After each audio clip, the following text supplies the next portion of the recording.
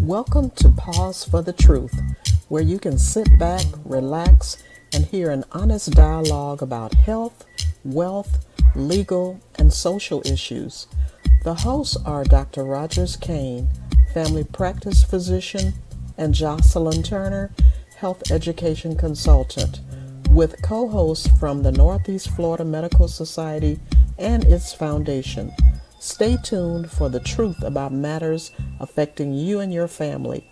We're here to tell you what's really going on and why.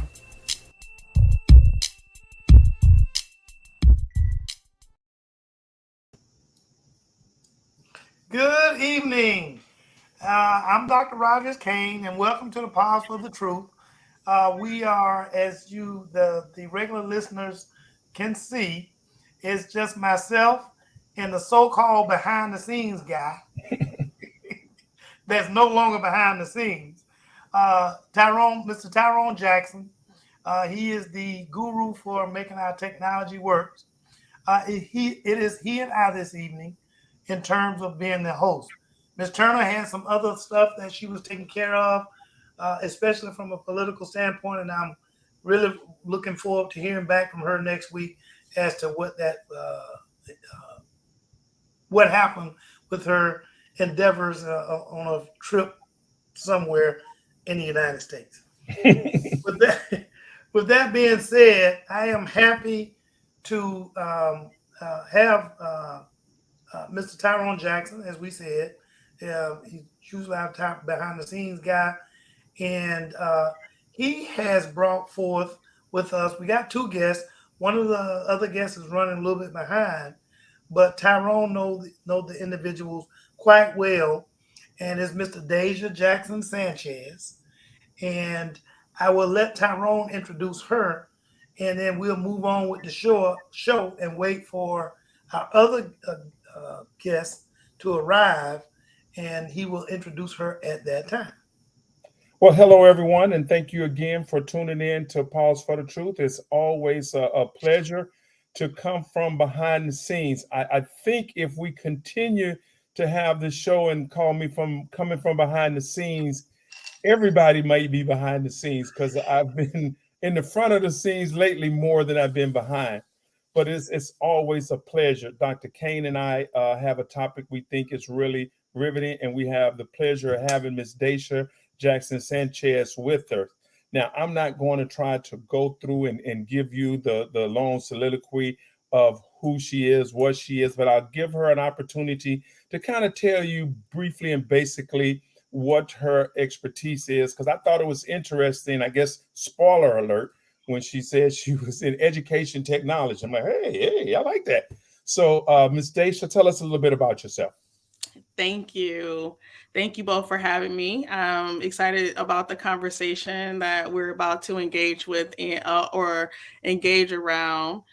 A little bit about me. I think one of the things that's really relevant to our conversation is just my personal experience being a Black female in the workforce. So that's something that I've spent the majority of my career in higher education. And so I've been an administrator and faculty in that space, and often the only person that looks like me in a lot of spaces. I currently live in the middle of the country, Indiana, and I work right now, as Tyrone said, in education technology, and my role is really focusing on equity in technology. And so and then I'm also a mom of two sons, one who has finished college, and so having that experience, as well as one that is actually in middle school right now. So I think I bring and can draw from a lot of different lenses and a lot of experiences that I'm eager to share as the conversation keeps going.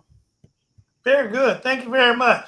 And I think that you will add quite a bit of knowledge to this conversation.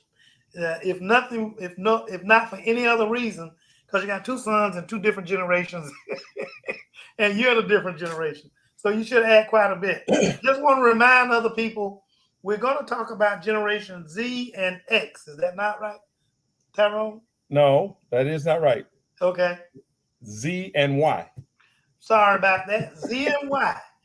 And so people want to know, if they're like me, you see how confused I got. It was very easy to do so.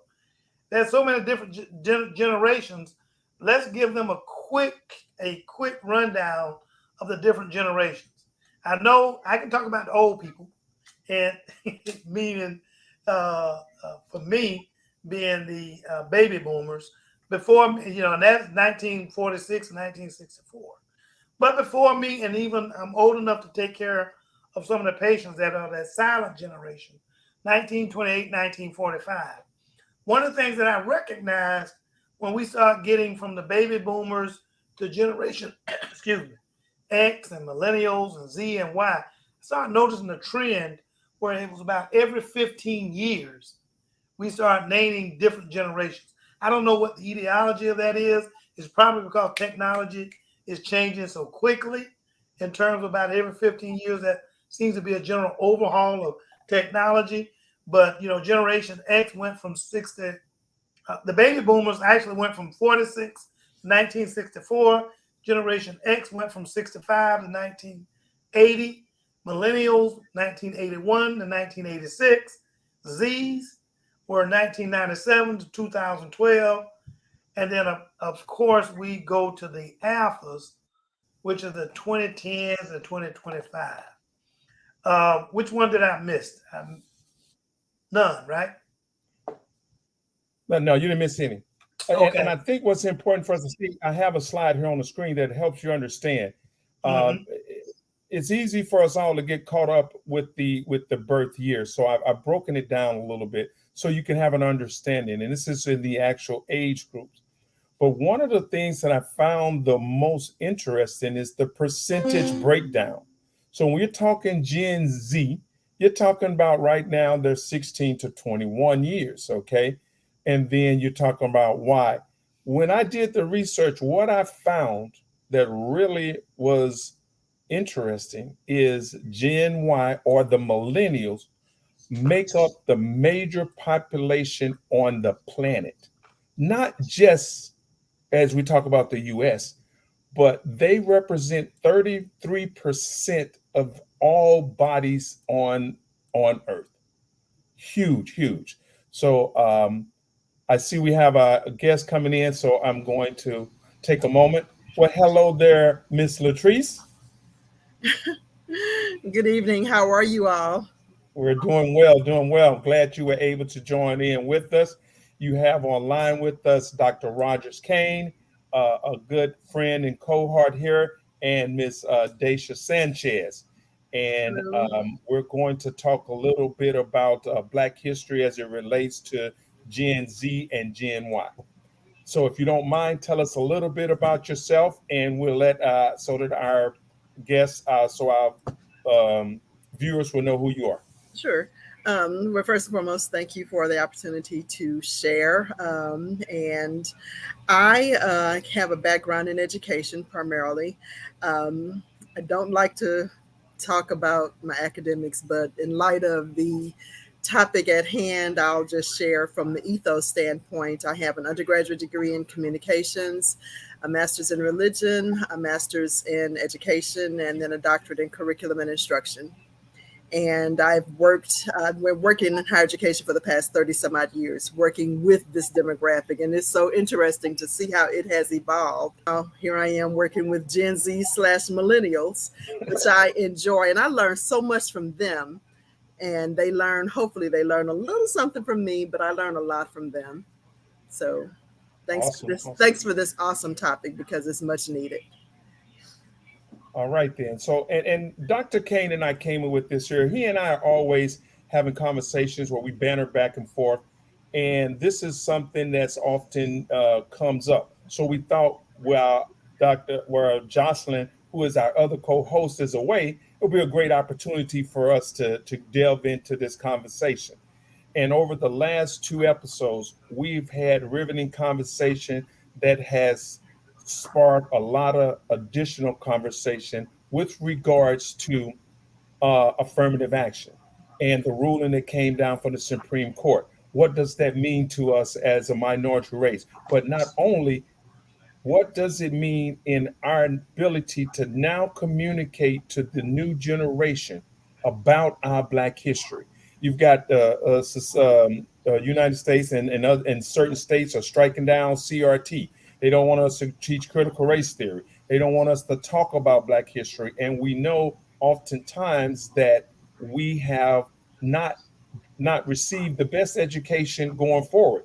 So the question posed for today and for the discussion is, how do we reach out to those generations who haven't been given the foundational in Black history to make sure that they understand? And Tyrone, just one quick part to add to that is did we not give them the foundation? That's the first question.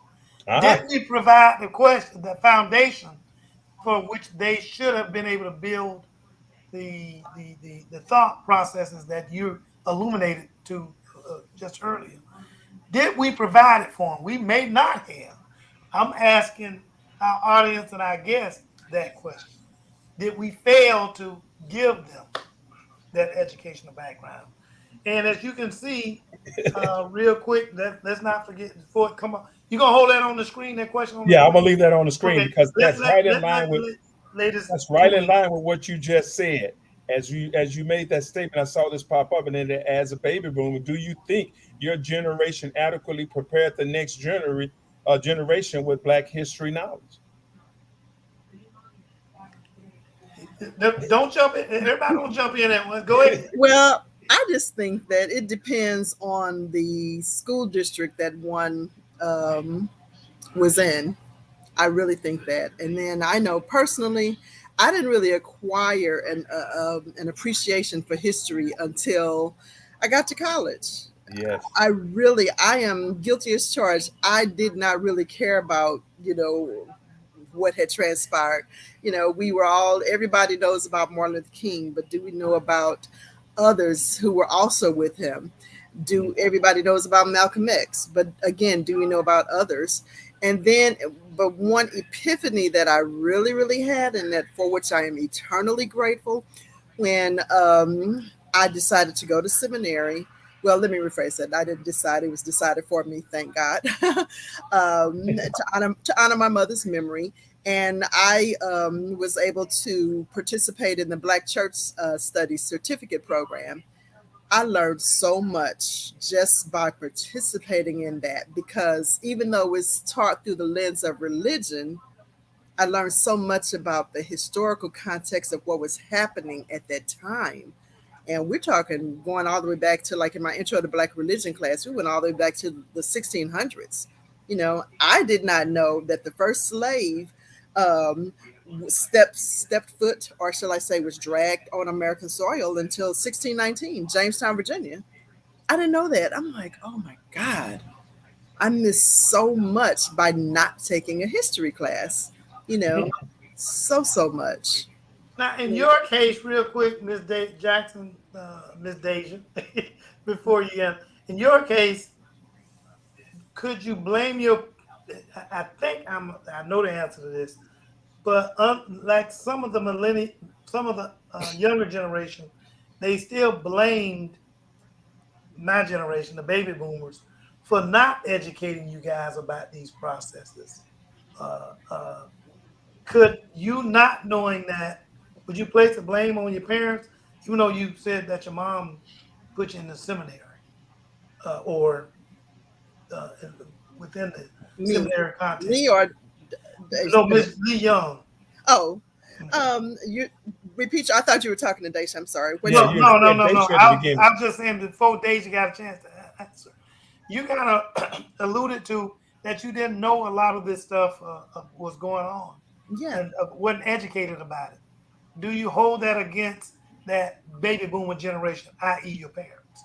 A little, but I think it's kind of like both, and it's a balance, because as students, we also need to be hungry enough too. However, as educators, they're the ones who had matriculated towards degrees and they had the responsibility to share and impart that knowledge. That's what I do with my students today.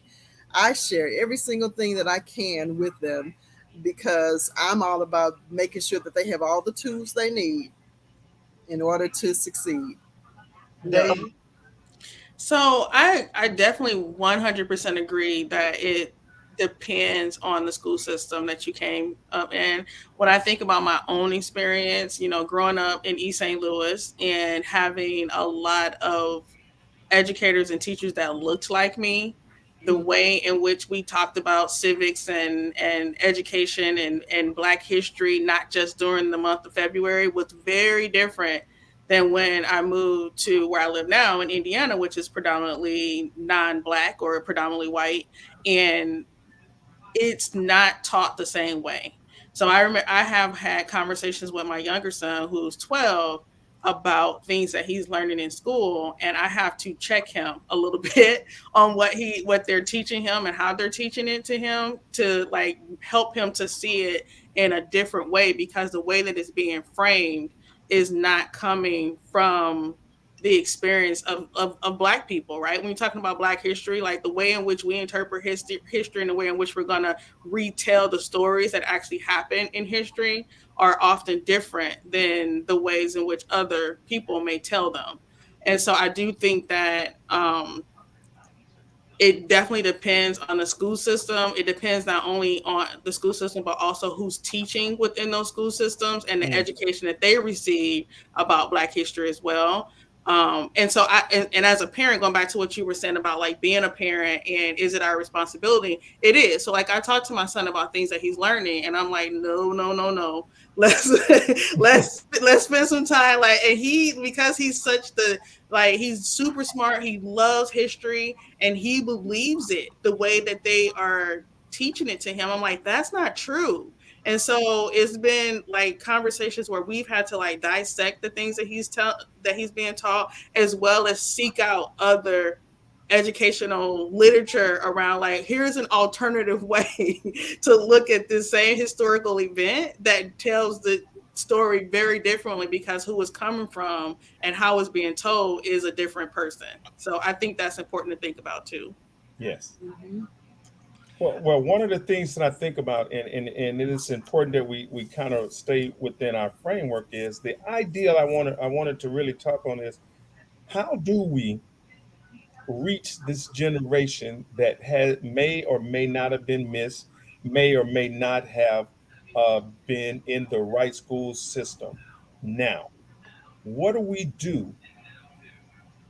As a baby boomer, what do I do today to help facilitate the communication, understanding, and talk around the subject of Black history?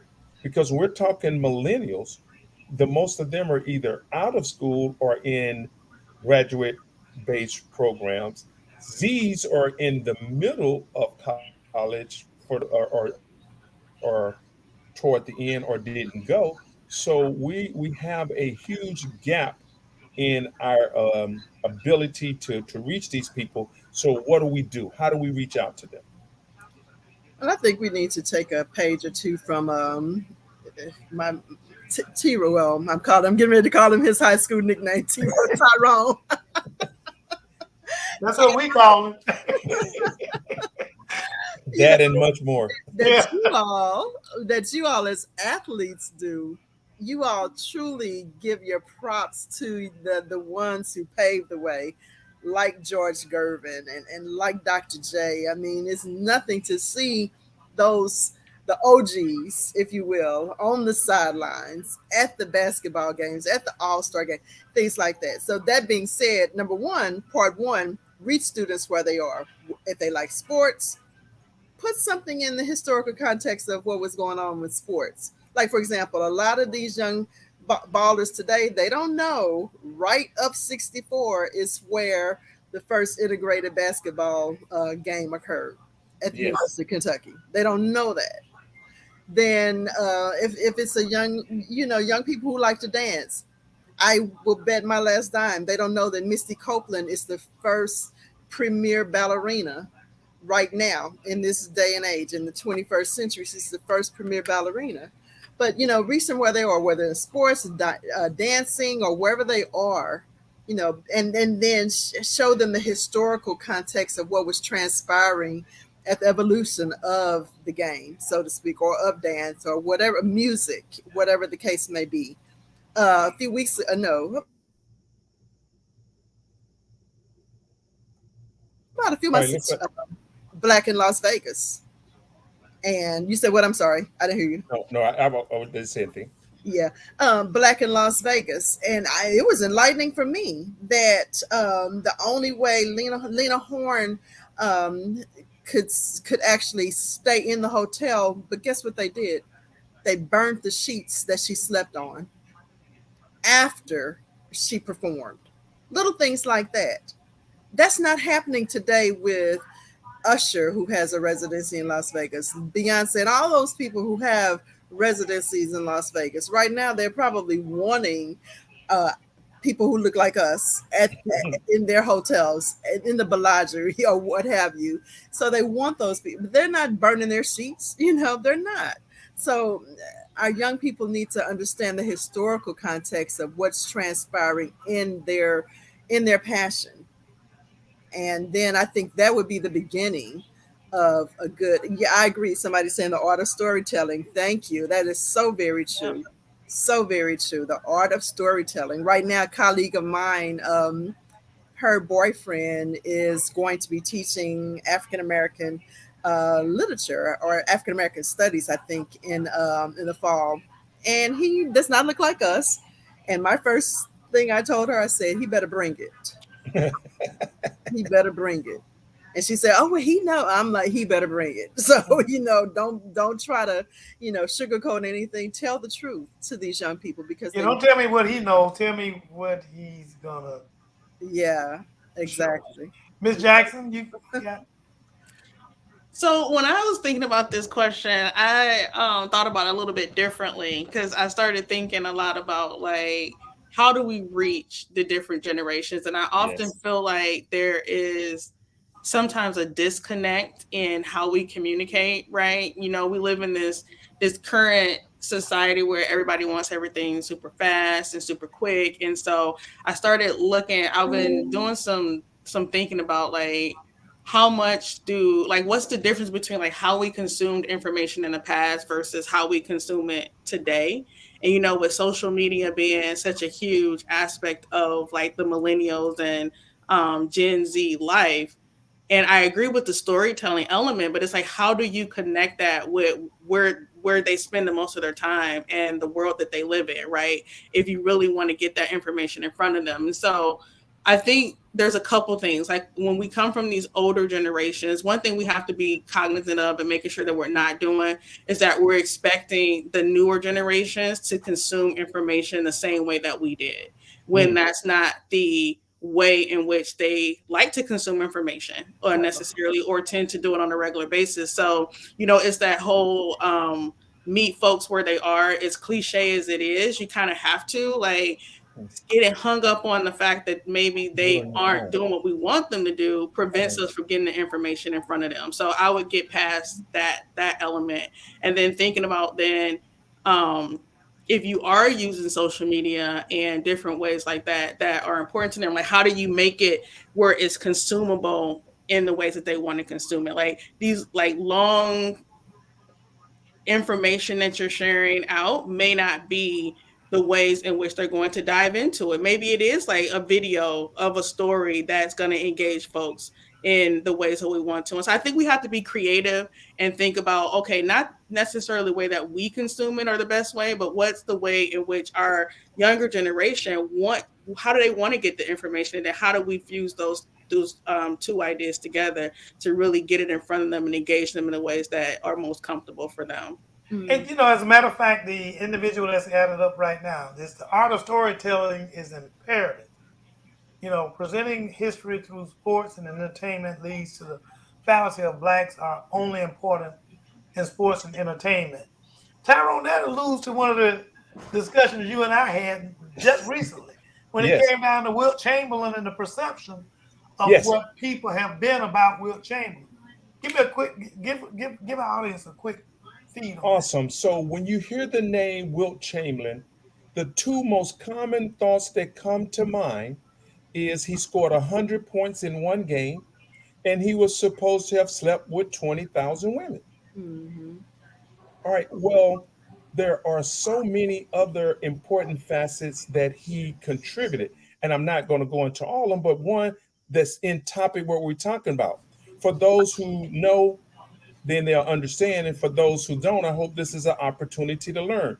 Well, Chamberlain attended Kansas University. Mhm. And upon going there, the restaurants there was segregated. And he went to the coach and said he wanted to eat in the restaurants. And they said, well, here's what you do. You go sit in and tell them to serve you. And as a team, we will support you. That effort triculated and desegregated all of the restaurants in Lawrence, Kansas. Wow. But who has heard that about him? And that's just go ahead, Tyrone. I'm No, sorry. I was saying no one, that's the story that's not told. Yeah. There's And much more, but go ahead, Ms. Young. well, and that's just what I'm saying, that they to the Miss Jackson, I think it was Maria who made that comment. I was not just saying let's just restrict it to sports and entertainment. I was also saying, if when I put on my curriculum and instruction cap, use the historical context of what was transpiring in the areas at that time. So then that educates our young people that yes, this may be transpiring in sports, as you just exemplified. However, this was also transpiring in the bigger picture historically. And that is what I was saying, using sports, because that's what everybody loves sports. Everybody loves entertainment.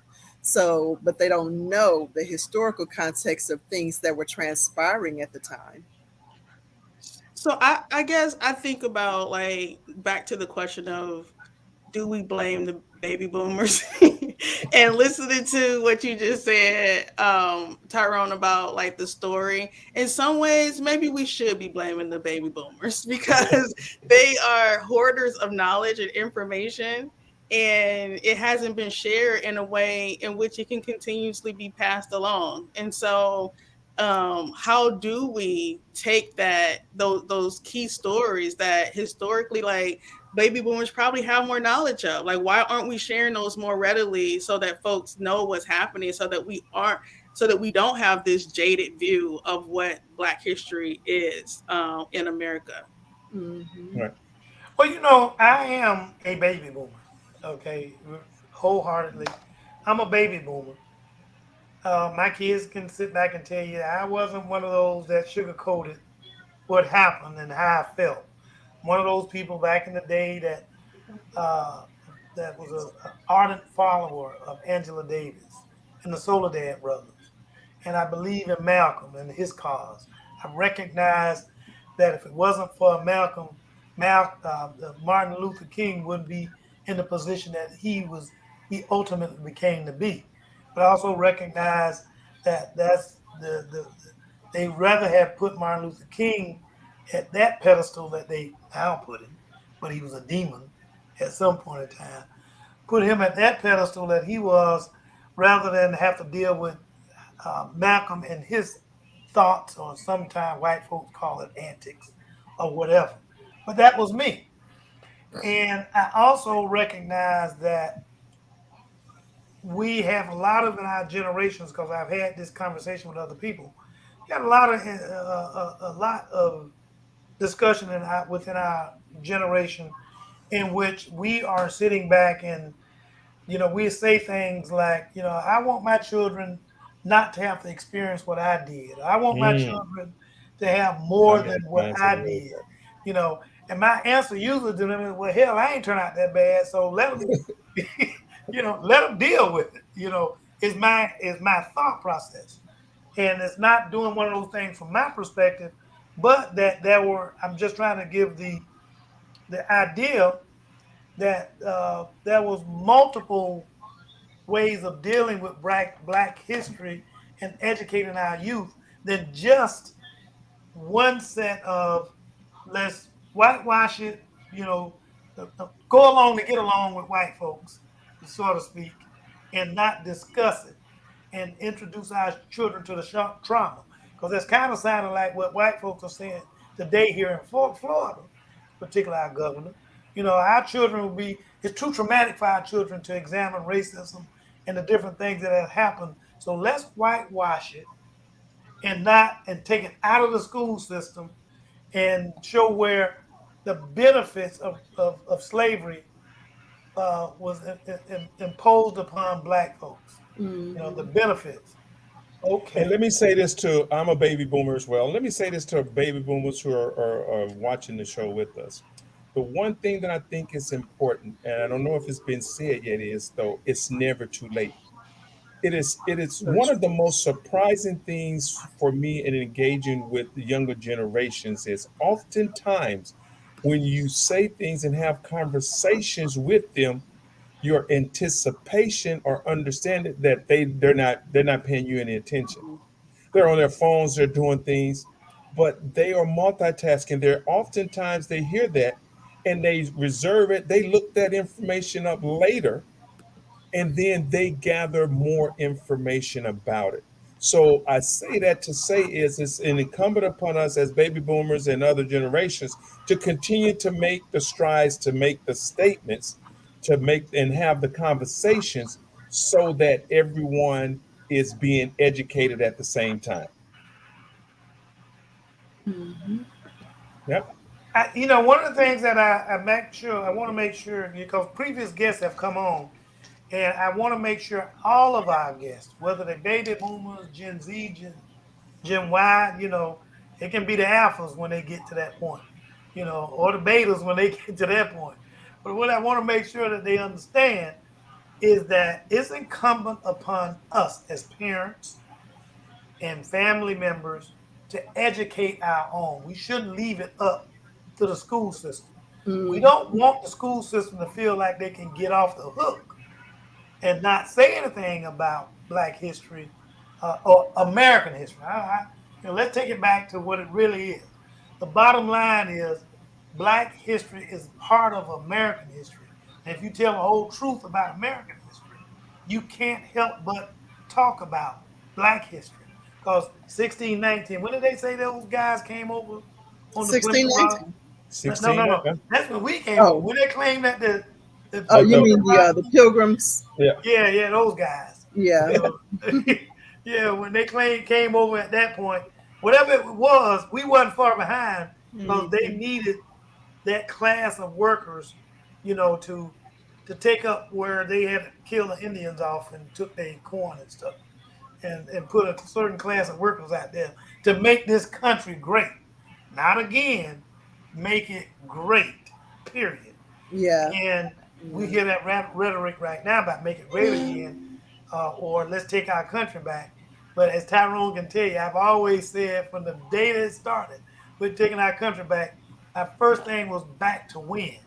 Not back to what? Exactly. Back to win. How far back did they want to take us back? So Wow, that's a lot to unpack what you were just talking about. First and foremost, I'll start with what you just said about taking it back. Anytime I hear somebody say that, I always say, first and foremost, this is not your country. This right, country belongs to Native Americans. Where right, we live here in East St. Louis, right at Cahokia, one can do the research. Cahokia has goes back to 1800s, not 1800s. You know, the year 800. Cahokia Mounds was formed back then. So Native Americans were on this land long before Mr. Columbus found it. So we need to start right there with that. And then, secondly, too, I know we always talk about Malcolm X and we talk about Dr. King, Reverend Dr. King, and truly they do deserve their respect. However, I have to and I must pay homage to a gentleman I learned a lot about when I was in seminary. One of my professors did his dissertation on this guy, Frederick Douglass. I said he was the grandfather of the civil rights movement to me, because Frederick Douglass, if one reads, I learned so much about his life, and just starting with him and those who were around him, how he tricked the little white boys to teach him how to read and little things like that. I mean, his story is just absolutely phenomenal. And anybody get a chance, anybody who's listening, read the narrative life of Frederick Douglass. It is so enlightening, very enlightening. well, I will say to you that one of the other things that if you go back and read further back, Mm-hmm. while the American Indians uh, um, were here when those white folks landed. Before those Indians was us. And along with those Indians were us. Okay? That we were, meaning black folks, Africans, we were part of this nation. You know, of course, everybody knows roots in terms of where the origin of what is believed the origin of mankind is in Africa. So obviously we were we would have had to been there before they were. And there are multiple uh, references to that, that all the person has to do is go back and start doing their research. And it is the good thing about technology these days is I don't have to go to an encyclopedia and try to pull out this encyclopedia on A and B and C. I can grab on the internet, and especially with Chat GTP, I'm going to encourage people to get that because you can go and find out a whole lot of stuff in a very quick moment of typing in your questions, your concerns, your where you're trying to just get some clarity on things. And it can bring up a whole lot of content that you never read before. And we need to go back and start looking at it and reading it. I know they say black folks don't read. You know, well, I think that that guy named Chris Rock says something about that. and if we don't read, we will listen to whatever. So go get you what's the thing on Amazon? You know, the audio. Oh. Go get you the audio book. Yeah. And I do both because when I take long rides, I do a lot of driving, you know, to and from work, and sometimes down south to see my mom. You know, I might spend 5 hours on the road. I'd much rather listen to a book that I probably can get through on the way coming back. So that's a 10-hour ride. I can get through a whole book just through audio listening. You know, which when you as important as you guys are, and your time is very valuable, it gives you that downtime of driving that you can at least get a chance to listen to some of the books that are out there. So now here's another question I have, and I like to kind of frame it a little bit differently. How has our empathy, and I'm talking about baby boomers and other generations, empathy toward technology and social media hampered us or hindered us in our ability to communicate to Generation Z and Y about not just Black history, but anything it is that we feel important enough that we need to pass on to them? How has it hindered, you said? Do you feel it's hindered us? I mean, because when you start talking social media and you're talking to baby boomers, you're going to get most of them say, well, I don't have a Facebook. I don't do that. You know what I'm saying? But then we're talking about a generation, when you're talking G and Y, you're talking about a generation that oftentimes use that as a research tool. Mm-hmm. Well, let's say not necessarily about how it hindered us. What effect do you think social media has had on the ability to do exactly what Tyrone said in terms of? Well, I teach social media, so I teach the class, and it's just interesting to see the contrast between how we use it versus how they use it. Case in point, a few years ago, I gave the students extra credit if they could just find a definition on, and I gave them the term glossophobia. I said, just, find it, send it to me, cite the source, but send it to me and you get your extra credit. So the young man goes, I cited it, google.com. No, that's not a citation, sweetheart. You use Google, that's a search engine. That's not the citation. So little things like that, and then I have to educate them on how to cite and things like that. So, but I want to go back to Randall Jackson. He made a comment a minute ago quoting Malcolm X. And that reminded me so much. A few years ago, I was at my sister's. I'm downstairs working on some homework and listening to someone on I think it was Daystar.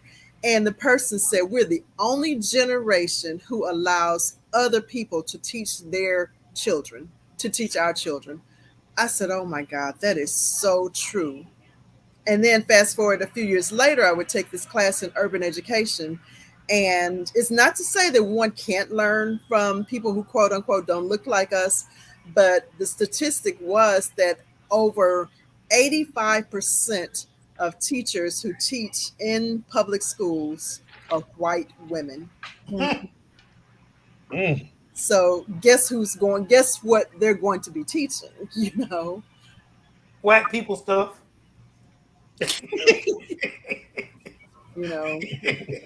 It's said, but going back to my premier word does begin with an S, but it does not end with an F. But going back to what you said, Mr. Kane, Dr. Kane, I'm sorry, about the with regard to us teaching.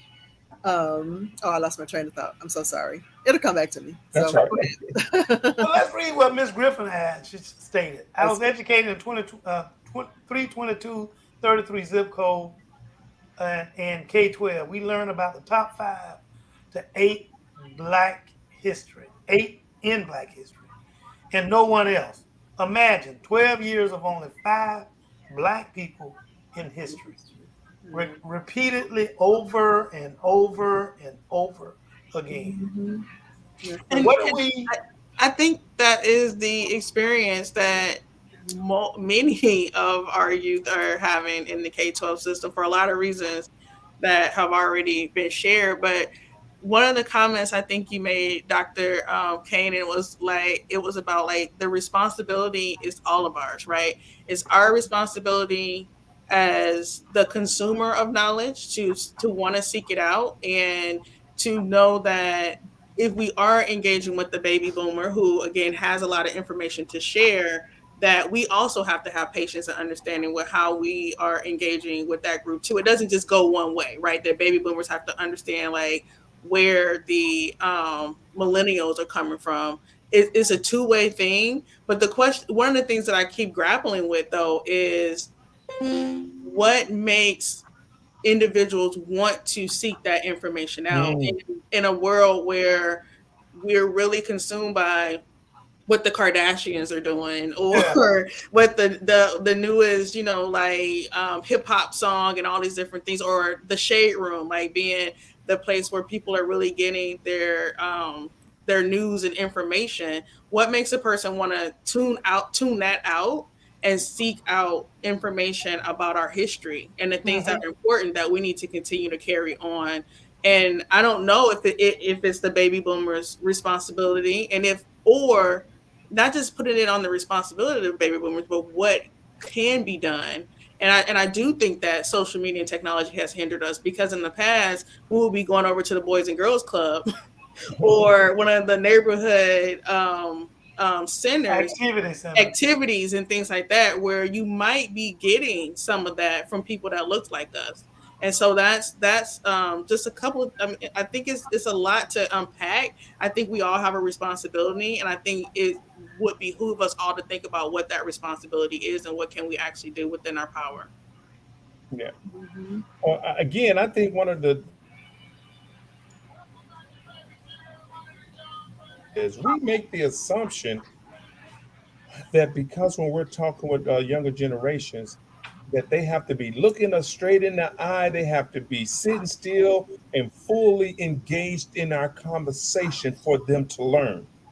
Well, they were brought up in a society that was fast-paced information in small bits and chunks.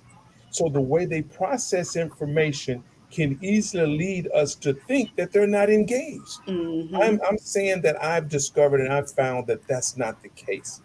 They're not engaging the way we want them to. And I like what you said, Ms. Young, when you said that, you gave a person an assignment for extra credit. Now, the beautiful part about that for me was that, and it got understated, is that person then learned how to cite. So see, in his error or in their mistake, there was opportunity for teaching. Had the opportunity not been made available, then Soul would have lost the opportunity to teach that moment. So I can guarantee you that person told every friend he know, hey, bro, when you cite me some information, Google don't work. Right. That's right. And that's the Eh, beauty. That's Yeah, the beauty of the communication. You have to take it as it is. You have to talk to them with no expectations that they're processing information the way we process information. right.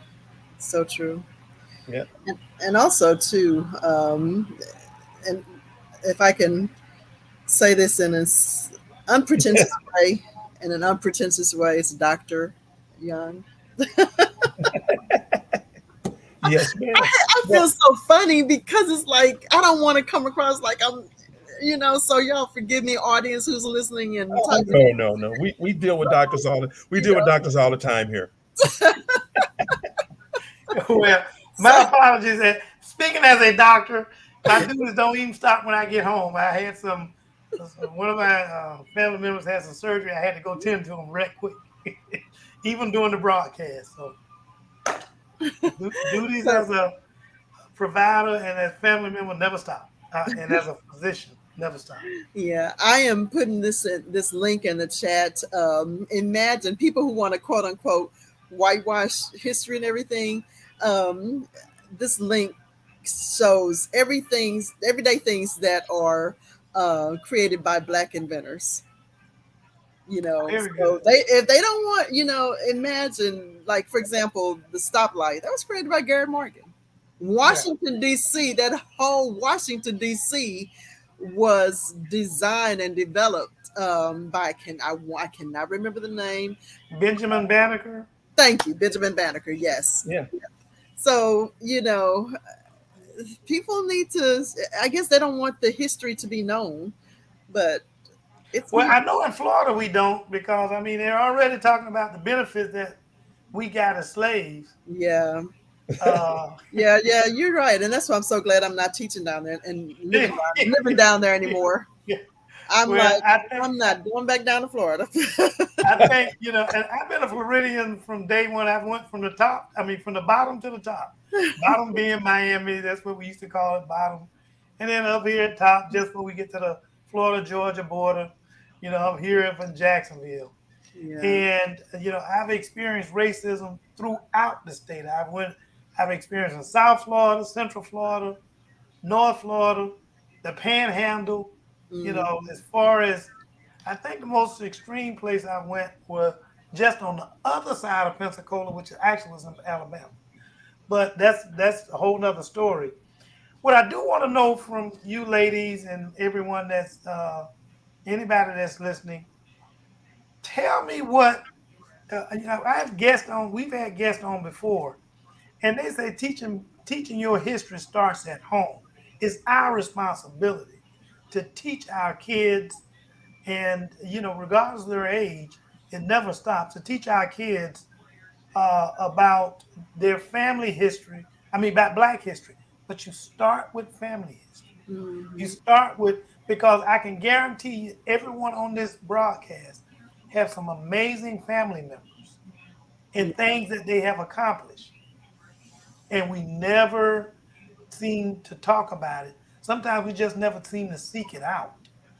And that if you dig hard enough and deep enough, okay, and it ain't got to be very far, to be quite frank. Most of the times it's not very far. No, it might be in the next room, Mhm. to us as individuals, that you would find a whole lot of first timers for a whole lot of things. I don't know if Tyrone was the first Black person on this basketball team, but I can't imagine. I don't even have to imagine. I know I was the very first in terms of a whole lot of things. I was basically a product of Black schools. And I had someone say to me earlier this evening, because I moved out of a Black neighborhood, their thing was, I was a sellout. You was a sellout, Dr. Kane. And it's like, well, no. Some people, it ain't as easy moving into a neighborhood where you're uncomfortable Mhm. with the people as one may think. And it can make a bigger statement than just, I don't want to be around Black folks, is what they think. They want you to think along that line. It's like, no, you when you move into a neighborhood, you move into the wrong neighborhood, and I'm talking about basically white neighborhood, you put your life in danger. Just like Rosa Parks put her life in danger. Emmett Till's mom put her life in danger when they stood up for things that were supposedly unacceptable black behavior.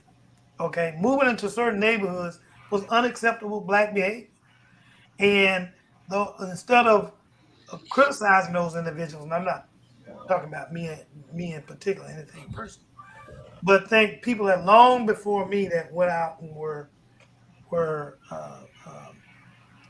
the what's the word I'm looking for? I'm lost for the word. But those people who went out there and was the first amongst those of black folks to venture into that type of territory, they put their lives in danger. They put their whole careers at risk, their financial well-being, and they did it to make a statement, not only because it wasn't just because they were looking at being somewhere where what other black folks at. But you move into a white neighborhood, even today, you can see what white folks would do to you. And I say this last one, and then I'm gonna let Tyrone take it from here. I will say, I remember way back when my wife and I first got married, the first house that we bought, we closed maybe like on a Tuesday night. Wednesday morning, we went to move in. But before we could get there, we told the builder we'll meet him there and get the keys at 9 o'clock. 8 o'clock, the builder called me and says, I don't think you want to come here just yet because they done got up on my roof and painted. No niggas allowed. Okay, no niggas allowed. And be quite frank with you, and I didn't say N-word because I wanted I wanted that effect of what it actually said. It painted it on there. And he says, I got to go up there and get that off the roof and take care of it. Of course, I went out and bought me a 30-30 rifle at that time and went practicing. By 12 noon, I was practicing in the canal at how to shoot and made sure my neighbors heard me. So like, come over here, let's see what happens. And that's the language. They understand the Second Amendment. Mm-hmm. Yeah, they do. They don't understand. They don't understand nothing else. The right to free speech or whatever. This was 1977, but go ahead. No, I was just saying they don't understand the First Amendment, the right to free speech. And I'm not, and Lord knows I am not saying no one should not have the right to bear arms. Mm-hmm. But it's these assault rifles and things like that even veterans have said, and my father is a vet, I'm the aunt of a proud vet. They have even said these weapons shouldn't even be on the streets. Strictly for killing, not defense. Unless you've defended yourself against another assault rifle. Yeah. So don't want to get off topic or anything. I just go ahead, Daisha, you had something. Yeah, because I mean, living in a predominantly white neighborhood myself, that's a whole other conversation that we could dive into. But I'm reminded of an African proverb. I think that is just really relevant here, and it says that until the lion tells the story, the hunter will always be the hero of the story. Wow. And it goes back to everything that we're talking about. It's like our responsibility. Now, number one, like storytelling being very important in making sure that we're passing on the truth of the history of Blacks in America, and then having a responsibility to do that. And so I just don't want to end or leave us without really thinking about the responsibility that we have to continue to pass along the truth to our younger generations, and even like people in my generation that are kind of like in the middle of the younger generation and the older generation. I think we have a responsibility to get that information before our baby boomers are no longer here to share it, right? Like if we don't know what it is and we don't have all the insights, then we are in a space right now where it's our responsibility to make sure that we're cultivating those stories in a way that they continue to be passed along. Because without that, then we leave our generation lost even more than they currently are. So I just wanted to share that before we end. Yes, I applaud you. And I wanted to say, Dr. Kane, I definitely was not the only Black in my basketball because I come from East St. Louis. Right. He wasn't. East St. Louis. 89 Blacks, baby. 89 Blacks. That's not a plug. That's not a plug for East St. Louis unless you want to take it that way. Right. But I mean, I did understand your point, and your point was the accomplishments. Oftentimes, you don't have to go far from for those accomplishments. Mhm. And in line with what you said, Ms. Sanchez, I think it's apropos because I took it upon myself to talk to my mother, and I said, "Say, well, Mom, you know, a lot has happened. I don't know a lot. So, who tells your story when you're gone?" Mhm. Right. And she said to me, she looked me straight into the face and said, "Nobody tell my story." But over the course of my visit there, she would not shut up telling me about her story. In which My you should have point been is, recording. my point is simply this here, and it's the same thing that I said earlier. We have to continue to make the effort. We have to continue to say things, even though they're not being received in the manner we expect them to be, because the way an individual processes information is the way they process information. And all information is useful in some way. It either helps you make a decision to do something or a decision not to do something. And I like when Dr. Young said, or I think it was her who said about, you know, the information and knowing the information just from a generation ago, or people in the neighborhood, a neighbor, someone, and some people who have accomplished things. Now, in my time, and as I've gotten older and gone through school, what I've learned from and about East St. Louis has truly amazed me. I had actually gone back and asked some of my teachers that I keep in contact why you didn't give me that information. Yeah. It is extremely powerful. So that goes to what you were saying, Ms. Sanchez. And you're in the generation, you got to ask other generations for information because you want to know the information. And that's the beautiful part of it. And you know, on that same note too, I'm reminded. Do you all watch 60 Minutes by chance? Yes, I do. Yeah. They well, Wait, I hold actually on, hold on. We're, no, just, we're, given the audience here, of course, we're I'm the baby sure. boomers. What are you talking about? Who we I at? know, I know, I know. I'm so sorry. I It was didn't mean to made for insult us. anybody. So no, so you're familiar with this segment that Leslie Stahl did. It came on earlier this year, and they did the Holocaust. Those survivors of the Holocaust, they're capturing their story.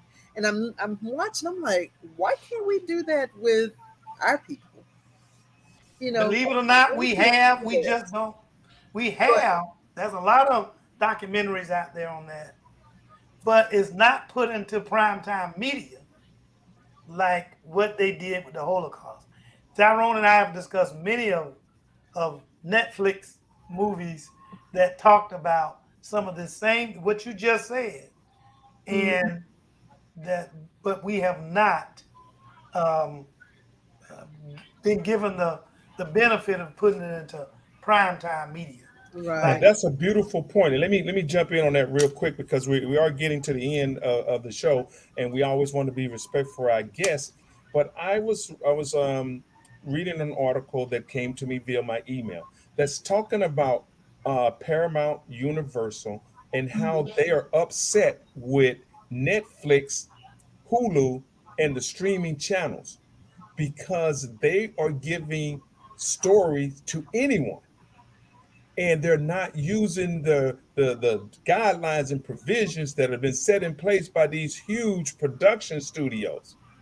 Well, the roots of the situation or conversation was they're upset because Netflix doesn't get their money from the story. They get their money from viewers by people coming in and subscribing to their service. So therefore, if you begin to notice, you'll see more of our stories, more of indigenous people stories, more of Asian American stories being told on streaming channels because it is a venue that's untapped, and Mhm. the major studios purposefully have made the decision not to tell those stories. Mhm. And All then right. you have to, from the economic standpoint, you know, we have to look at it if we really want to take that a step further, look at the demographic based on race and economics and what have you, socioeconomics. who is purchasing the streaming services. Yep. Yep. So that really is going to kind of have a play and a say so into what stories they're going to tell. So you are so correct with that. Right. So I'm gonna have Dr. Kane, of course, to bring us to the end. The time is right now, right at 7:31. And again, it is a pleasure to have both Dr. Young and Daisha Sanchez on with us to discuss this topic. But Dr. Kane, go ahead. Well, as usual, an hour usually is not enough. We had a lot of commentary. People brought forth some points that we didn't get a chance to discuss. There were 2 or 3 posts. There was a post 2 or 3 back in which they referred to athletes and the role that they play in terms of social awareness, in terms of Black history, and I'm sure all of us can come up with many examples to say the same. I think like we do with most guests we bring on, because most guests we bring on have a story to tell, are very interesting, and that we would probably want to bring these guests back, and that this is probably should not be, it can't be the end of this conversation, because baby boomers, while we're close to the end, we're not at the end. And Gen X and Gen Z are far from the end unless they choose some different path, but they're far from the end. So this conversation has to come back at some other point in time. So we look forward to having you ladies back again. Oh, thank you. As we do with most of our broadcasts, we tend to want to have our guests to give some last minute, I don't know, some pearls of their thoughts and what things that they would like to say that we didn't cover in the broadcast. So we want to give them the last couple of minutes to discuss some things or say some things that they would like to say. So we'll start with Ms. Jackson Sanchez, and Mike, yours. Yeah, so this has been such a great experience and enlightening for myself too. Thank you again for having me. I think I just reiterate what I think is important from my perspective is it's one thing for us to discuss the challenge. It's another thing for us to discuss solutions, right? And if we think about what it is that we all can do within our own sphere of influence, then I think there's even some of the smallest steps that we can each take that can help us to bridge the gap in communication and connection amongst the generations. Because in the end, if we all choose not to, then the only group that suffers is us, right? And so Yes. It is our responsibility, as we've said, for us all to collectively work together to move forward. Okay, thank you. Ms. Young? Um,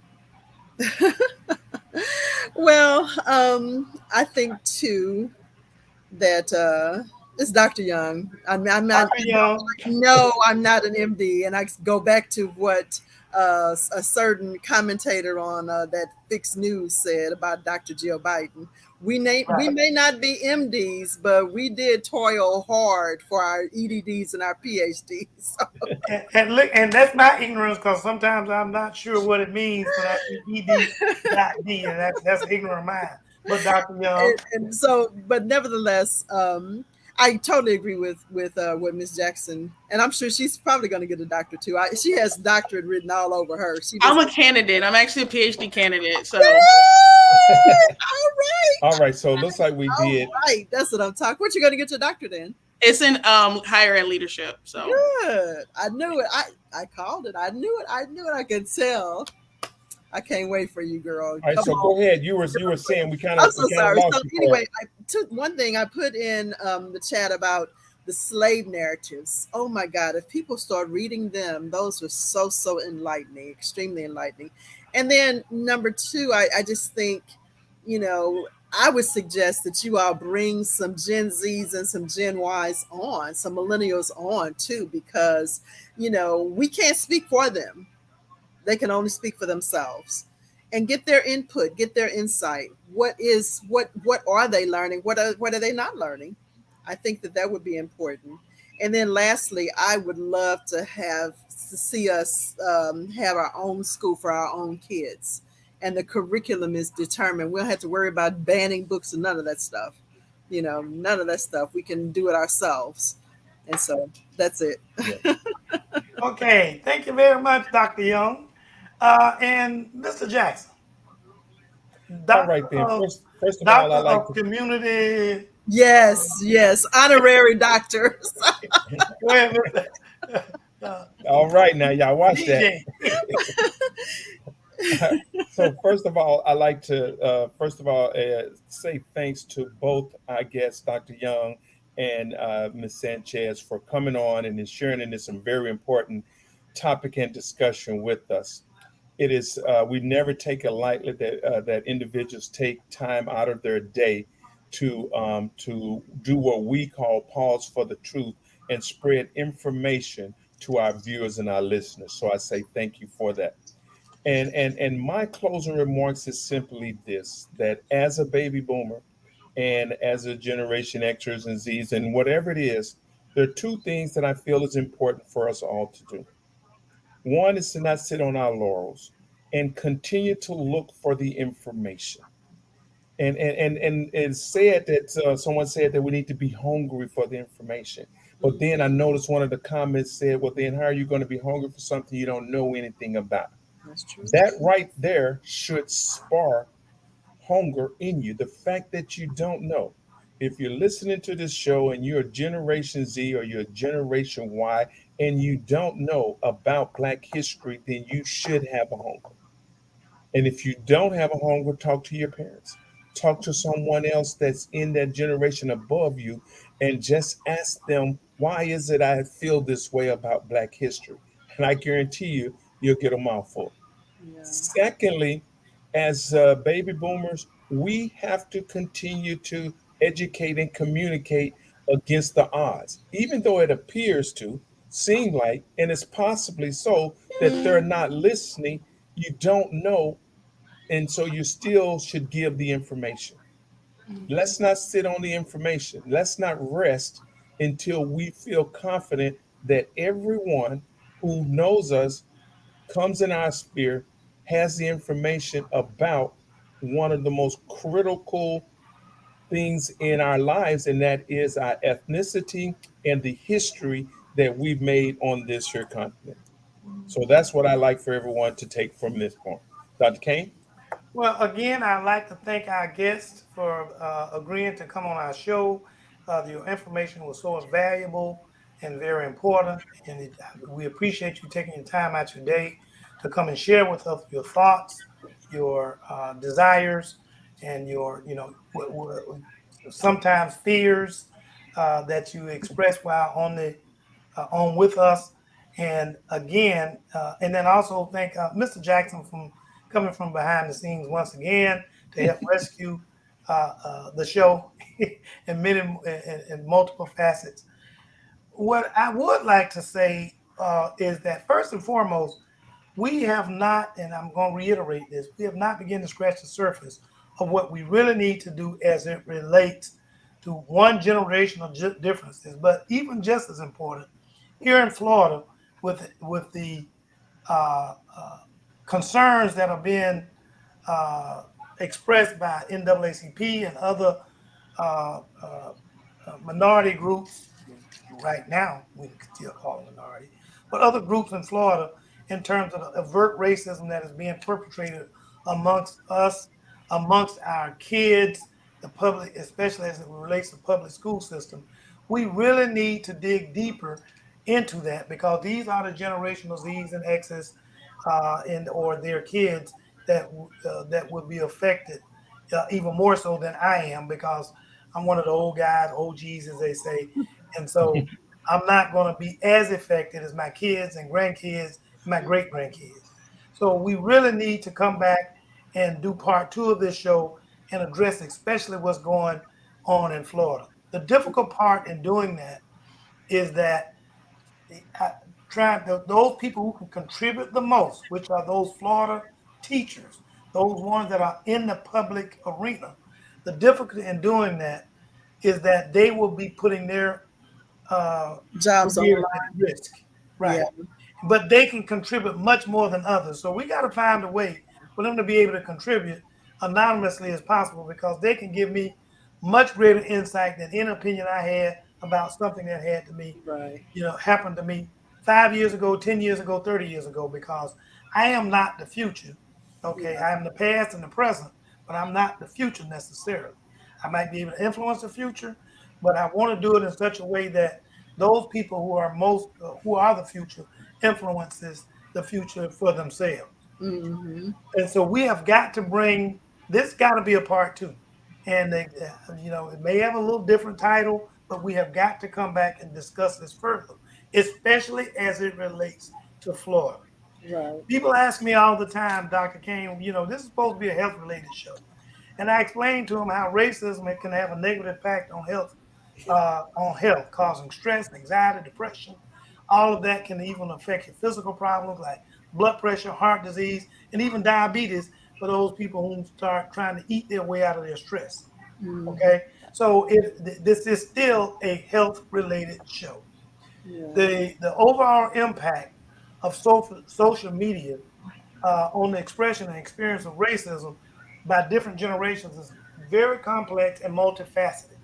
It continues to, it's very important that we continue to address these issues in order to promote a greater understanding of equality, and that we for sure come back and make sure that the the double-edged sword of social media, one in which people recognize what happened, and one in which people are able to promote the positive aspects of what we've contributed to society, as well as the negative aspect of social media that allows those racists or individuals who are very biased in their opinion, and I'm gonna say wrongly, in that I clarify, wrongly in their opinion, that we go back and dispel the what they present as fact, but the lies that they put out there. So we have to come back, discuss this situation again, but this time we need to especially get here for Florida, because I really want to get a bit more local. We talked nationally on this level just now, but a bit more local. I want to get back and talk about what our governor is doing and what we need to do. What are the solutions, or what are some answers as to what we need to do as a group of people and as a community to keep the fight going that was originally started in 1619 and has been done every year, every second since that time, for us to achieve equality and the promise of what this land states is all about. With that, I want to thank again for our listeners. You are very important to us. Continue to listen, continue to contribute. Please make sure that you go back. We have this program posted within the next 24 hours for you to review, and also for you to come back to us, give us ideas, give us topics that you want to talk about. But this one, I can promise you, we will be back within the month. Okay. All righty. And there's one other thing that needs to be said, and along with that, this show is our 99th show. Oh, wow. And next week we will be celebrating our 100th show, and we are working out a power pack recap of 100 times coming to you, our viewers and our listeners. So we want you to make sure you tune in next week. Miss Jocelyn Turner will be back with us, and we're going to have a lot of fun. Thanks again, and everyone have a wonderful night. Take care. Thank you, ladies, Bye-bye. gentlemen, everyone. Good night. Good night.